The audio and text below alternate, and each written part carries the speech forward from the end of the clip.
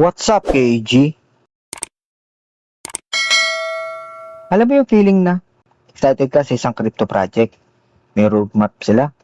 Quarter 1, magla-launch. Quarter 2, game release. Quarter 3, may partnership. Quarter 4, to the moon na raw. Tapos after 1 year, wala pa rin. So tanong, nadali lang ba talaga? O niloloko ka na? Pag-usapan natin. Let's go! Bro, aminin natin. Lahat tayo na full na sa roadmap. Yung tipong, grabe, ang solid nito ah. May plano sila hanggang 2 years. May game, may staking, may metaverse pa minsan. Parang legit na legit. Pero ito yung hindi napapansin ng karamihan. Madaling gumawa ng roadmap. Sobrang dali. Kahit sino, kahit wala pang actual product, pwede maglista ng soon, coming, under development, walang cost, walang commitment. Tanong ko sa'yo, ilang beses ka nang naniwala sa coming soon? Bakit fake ang ibang roadmap? Ito ang real talk. Hindi lahat ng roadmap fake, pero maraming roadmap ang ginagamit lang para makabenta, hindi para mag-deliver. Unang red flag, sobrang ambitious. Kapag nakita mo, game plus NFT plus metaverse plus exchange plus sariling blockchain sa loob ng 6 months, bro, hindi roadmap yan. Fantasy yan. Kahit malalaking kumpanya, years ginagawa yan. Red flag number 2, walang specific dates. Quarter 1, launch something. Quarter 2, expansion. Quarter 3, partnership. Anong klaseng partnership? Anong klaseng launch? Walang detalye. Ibig sabihin, kahit hindi nila gawin, safe sila. Pangatlong red flag, walang progress updates. Ito, pinaka-importante. Kung legit yung project, kahit delayed, nagbibigay yan ng updates, developer logs, progress reports, behind the scenes. Pero kung tahimik, tapos puro hype lang sa Twitter, alam mo na. Delayed updates equals strategy yan, paminsan-minsan. Ito yung hindi obvious, hindi lahat ng delay, incompetence.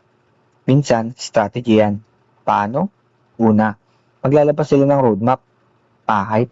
Pangalawa, papasok ang investor, ang presyo tataas.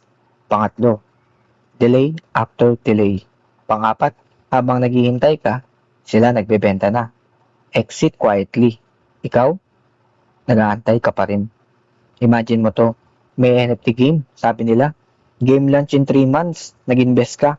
3 months later, sorry guys, konting delay lang. Okay, fair. 6 months later, major update coming soon. 1 year later, big announcement next week, pero walang actual game. Ang tanong, kung ikaw, hanggang kailan ka maghihintay? Bakit nahuhulog ang mga tao sa mga ganitong klaseng scheme? Hindi dahil tanga sila. Dahil sa hope, gusto mong maniwala na tataas pa. Sunk cost fallacy. Nag-invest na ako hintayin ko na lang. Community pressure. Lahat sa Discord positive. Pag nagtanong ka, ikaw pa yung masama. Anong mga strengths and weaknesses ng roadmap? Ang strength, nakakatulong para makita yung vision. Nakakabuild ng excitement. Guide para sa investors. Ang weakness nito, madaling pekein. Walang legal obligation. Ginagamit pang manipulate ng hype. Paano ka hindi maloloko? Hindi to usual na do your own research advice. Ito, real filters. Una, i-check mo yung past delivery. Hindi roadmap ang basihan. Execution ang basihan. Pangalawa, may actual product ba?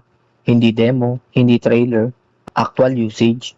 Pangatlo, transparent ba sa delays? Kung honest sila sa problema, good sign. Kung puro hype, umalis ka na. Ito yung pinaka-importante. Hindi ka kikita sa roadmap. Kikita ka sa timing, execution, at awareness. Kung ang dahilan mo lang sa pag-invest ay maganda yung roadmap nila, bro, late ka na sa game. Ito ang twist. Minsan, mas okay pa yung project na walang roadmap, pero may ginagawa na. Tahimik, pero may output. Kesa sa maingay, pero puro plano. Ikaw, anong pinakamatagal mong hinintay na project? At hanggang ngayon, buhay pa ba? Comment mo dyan sa baba. So next time na makakita ka ng roadmap, huwag kang ma-impress agad. Tanungin mo, ginagawa ba talaga o sinasabi lang? Kasi sa crypto, hindi nauubos ang promises, pero nauubos ang pera. At kung hindi ka magiging mapanuri, ikaw ang magiging exit liquidity. Kung gusto mo pa ng ganitong breakdown, yung hindi sugar coated, alam mo na, game on!